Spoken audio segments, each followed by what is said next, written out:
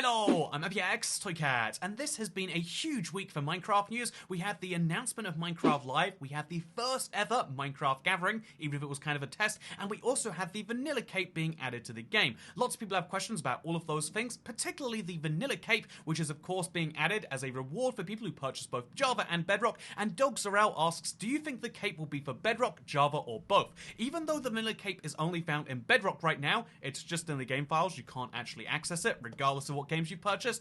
The cape, it was confirmed in the archive link, will be available for both editions. So at some point, presumably after they add it to Bedrock, they will be adding this cape to Java. I imagine they'll also add a better cape switching system for Java, given how many capes there are on that platform, because an interesting point here is I wonder if I will have to get Bedrock on my Xbox, and I wonder if they'll get it if they have Bedrock on their Xbox and Java on their PC. And I've got some bad news for you, Ward, and indeed everyone who owns Minecraft on a phone or iPad or anything else, as well as Minecraft Java. This is only for players who owned Minecraft Java and Bedrock on PC. The logic there being, even though you might own Minecraft on both platforms, they're giving you, if you own just one Minecraft edition, the other edition for free. And so that is your benefit. You don't get the cape, you get to play Minecraft Bedrock on PC. Previously it would have cost you. However, if you already owned both editions, so you're not getting something for free with the Switch, this is a gesture of goodwill saying, hey, here is a cape in exchange. That is why, even though it sucks if you own Minecraft Bedrock on your Xbox and Minecraft Java on your PC, you don't actually own a like-for-like comparison there. You don't own, there's no Java for Xbox, and you don't own Minecraft Bedrock for PC, and so you actually just own two separate products, and I do see how that's a little bit confusing to the end user, and it does kind of suck, but that's exactly how it is. By the way, can we get Pancape and Minecraft Live Cape in Java?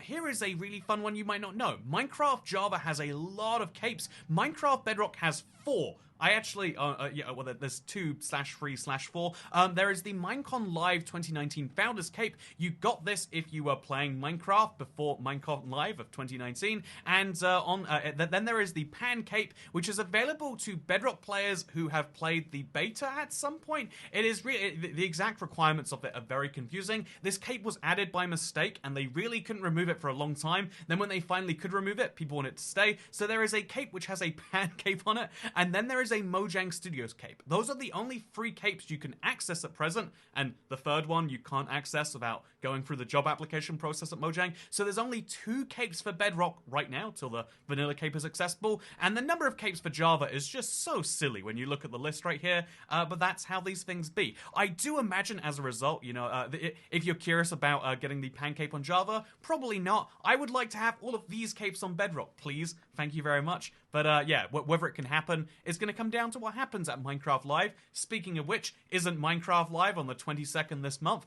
I'm so glad they announced the date, because there's always rumors about stuff like this. Like some dude just says to someone else a random date and they take it as fact. And so, no, it's not happening on the 22nd of this month. It's happening October the 15th. And the answer to this question about will a 1.20 snapshot be coming on Minecraft Live 2022?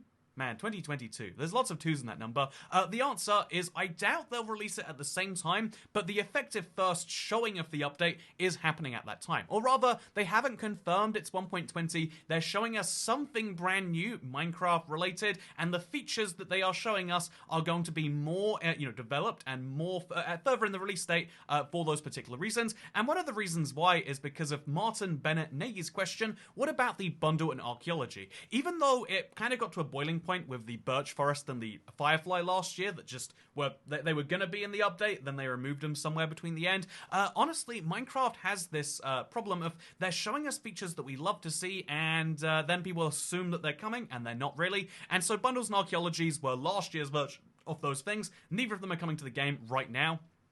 They've confirmed they'd love to do both in the future, but they're not really committed to a timescale, and that's the same as saying, yeah, it's not going to happen unless we decide to make it happen in the future. You know, it's the same as me saying, I haven't committed to not becoming an astronaut, so I could be becoming an astronaut any year now. It's like, I don't think, it's not impossible, it's just also, it's not the plan at all. I'm going to sit here making Minecraft videos in front of a green screen, because that's what I do with my days instead of becoming an astronaut. If I stopped sitting in front of my green screen making Minecraft videos, maybe instead then I would be closer to my astronaut dreams. And in the same way, archaeology is such a great idea, but it turns out from what I've heard from developers, it seems as though they didn't like the internal versions of it, so they effectively would have to rework it from scratch, and they decided not to focus on other things from Caves and Cliffs. And yeah, there is a more interesting point here, though, right? After we mentioned this comment, manifesting an inventory update, inventory please, inventory update.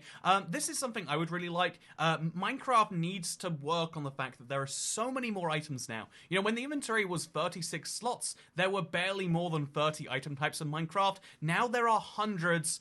I think it's time to increase the inventory slots besides shulker boxes, which are super late game, of course. I think especially for the early and mid game, there needs to be better inventory management, and maybe even for the late game too. And so yeah, manifesting an inventory update is a really good idea. I actually learned just after making that video, because I made it a few days before. Well, it was actually like a week and a half. It took a long time to edit my video of ideas for 1.20.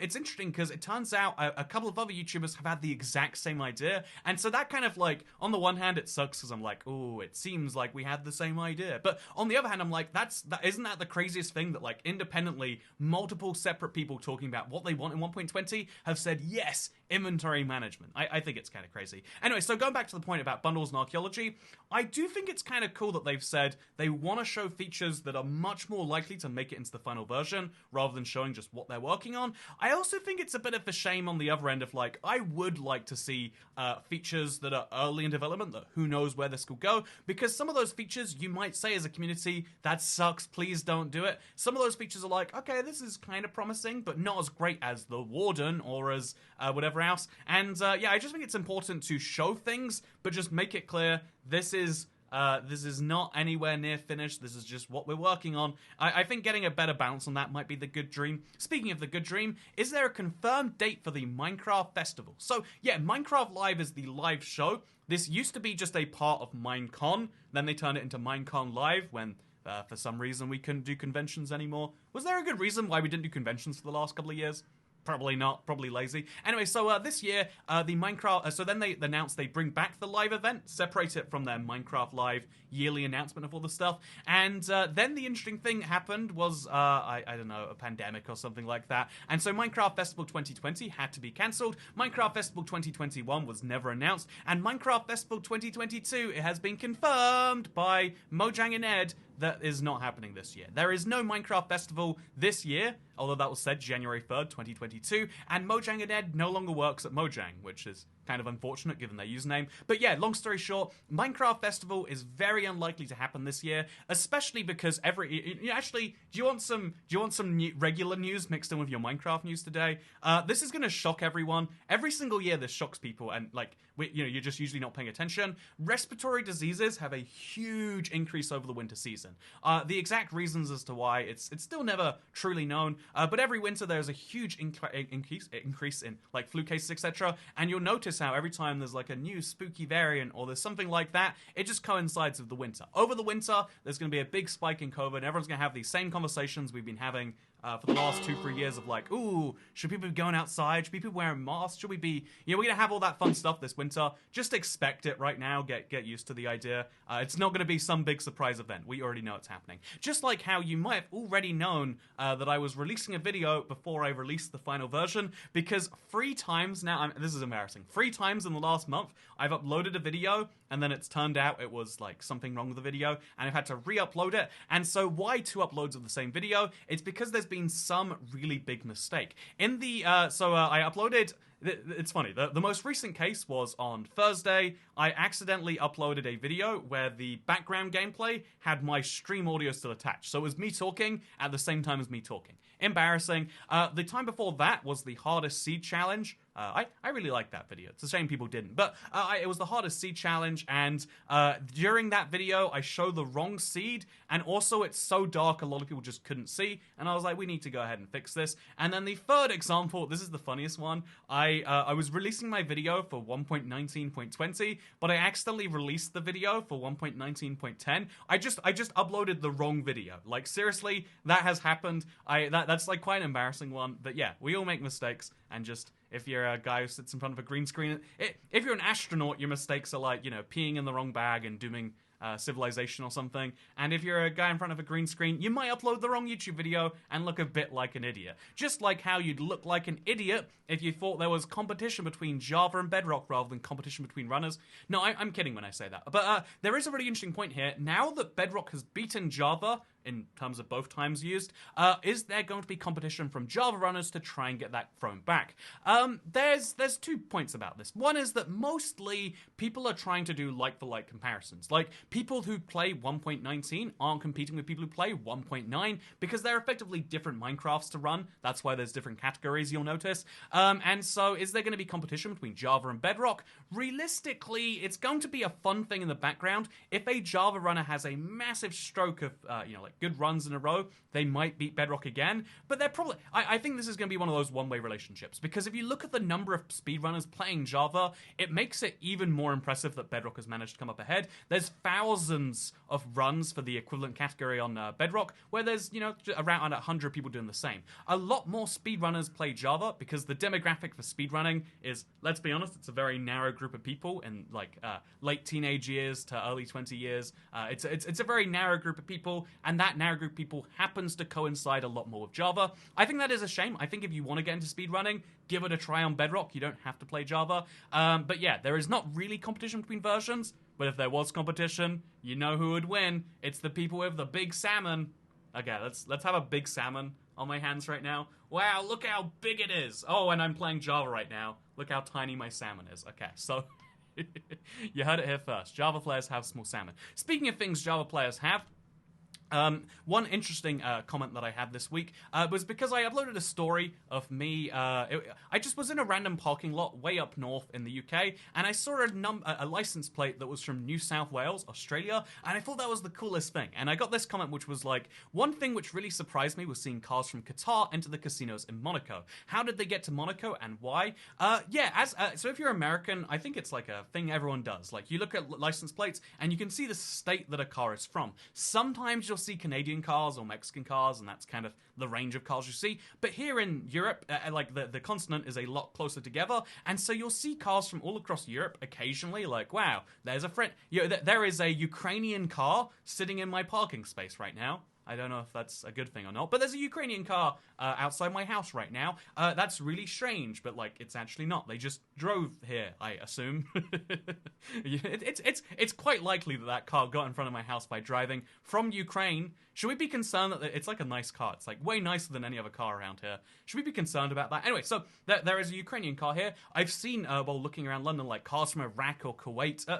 Apparently, it's just easy to drive cars places. I've always found it interesting to look at license plates. There's so much, again, a license plate is like a big tag saying, this is my owner. But there's so much information encoded in there, and then every country has a slightly different way of showing theirs. I mean, it's fascinating to me. In the UK, for example, we have license plates that are just yellow and black, or we have white and black, I think, are the two accepted ones. But some people have, the EU flag and a little GB, because although we never, that's not, required in the UK as much as it is in Europe. It's an interesting thing a lot of people choose to throw on there, but now that we've left the EU, we have sometimes UK flags there, or sometimes you just keep your regular license plate and you slap a UK sticker on there, because legally, when you go abroad, you need to show which country your registration is from, as well as a registration, so they know which authority to contact if you commit crimes. It's so fascinating to me. Imagine in the real, it's just the world of license plates is an interesting one, just like how the world of Superflat is one you might be interested in, because endless green is not just what describes my recording setup right now, it's also what describes my Superflat world. It's just green in every direction, unless I cover it in shovel marks, of course. And don't sea pickles turn into lime green dye some way, or am I tripping? Is a piece of advice someone gave me saying, hey, you need green dye? Just turn the sea pickles into it. And this is one of those cool things. I like reading the comments for Q&A Saturday because I learned something new today. Apparently you can put sea pickles in a furnace to get lime green dye. There's almost no good reason you would in a regular world, because cactus is much easier to find for most people, but it's still kind of cool to me that there's always these new pathways to get different things. And the reason I can't do that in my super flat world is because I don't have a furnace. It was so embarrassing on Thursday's stream. I was like, I'm going to make so many colors of terracotta and glazed terracotta, and then immediately realizing I can't make either of those things. Was a little bit heartbreaking, but yeah, if you want to see more super flat progress, I'm doing likely one more stream before I head away. I think we're about to hit 400 days, and yeah, if you're excited to see that, it's happening somewhat soon.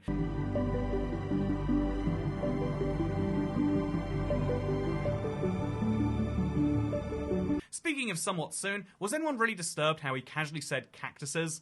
This is my favorite thing to do in videos, say things that are technically correct but like seem wrong. Cactuses is just as valid as cacti. You can look it up, you can, it's true. Also, by the way, what's true? What's the IP of the Gathering server? The Gathering that happened for Minecraft was live for 24 hours. So then the server went offline, and because it's not technically a server, it's its own separate gameplay function that just acts a lot like a server. I imagine it's 99.99% duplicate code, but because it's technically a separate thing, you cannot connect to that server. That Gathering is gone forever. That world is gone forever. And I think that is really interesting because they're going to build a whole world for Minecraft Live, Minecraft Earth, Minecraft Now. They're going to build a whole world for it, and it's going to be gone not too long afterwards. And isn't that fascinating? I think you'll find the answer is yes, that is quite fascinating. Just like how you might find it fascinating that I do these like long survival streams. A lot of people have been enjoying those. I wanted to float an idea with you right now. This is my, this is Q&A Saturday. Now I'm going to ask the Q, and you're going to give me the A. Can you say that on a Minecraft channel? Anyway, give me my A right now. Give me your A right now as to whether this is a terrible idea or not. I like the ideas of 100 days of Minecraft, like showing the progression in Minecraft world, but I never like that they always have this like veneer of like they might be fake. I've seen a lot of, even quite respected YouTubers like get caught being like, like 20 days, no progress. Basically, it takes a really long time to record these, and a lot of people just say, why bother? But I like the idea of actually putting in all the effort and having something to show for it. I like long-form content. And so I was thinking, why don't I do a 100-day, I think the hardcore 100 days is the big trend, but why don't I do the normal thing and take this up a level? Again, it's always important to ramp things up. What if instead of doing hardcore 100 days, we do ultra hardcore? No natural regeneration at all for that time. And what if I did ultra hardcore 100 days and it's live? You can genuinely watch the entire thing, and I'll probably make a highlight from it, and that'll be more interesting. Do you think that'd be a good, good little live stream series? And if so, let me know in the comments down below, because it's something I've been considering, but every time I have one of these ideas, I'm like, okay, the last time you put 10 hours into something, was that a good idea? The time before that, you put 10 hours into something, was that a good idea? The time before that, you put 12 hours into something and socialism killed you. Is it really a good idea to do it this time? And the answer is, I guess we'll find out. Thank you for watching this video. I hope you all enjoyed Q&A Saturday this week. Was it long? Was it short? Did you like the camera quality? It's a shame I can't use this camera for live streaming. I tried so hard to get it, hooked up correctly, but I'm using it for Q&A Saturday just to justify my expensive camera purchase from a couple of years ago. Did you like it? Wait, it's got zoom on the camera. I can do ooh. Why do cameras be like that? Why do regular cameras not have super smart settings to? Anyway, goodbye. Have a good day. Boop. Oh, also, I have a Minecraft world record coming out this week. I have achieved something that I believe no human being ever has or ever has wanted to. So that'll be fun. Goodbye. Now I have to work out how to get the files off this camera. That'll be fun. I guess the cool thing about having a camera be portable is I can take you for a little journey as I go to find the files.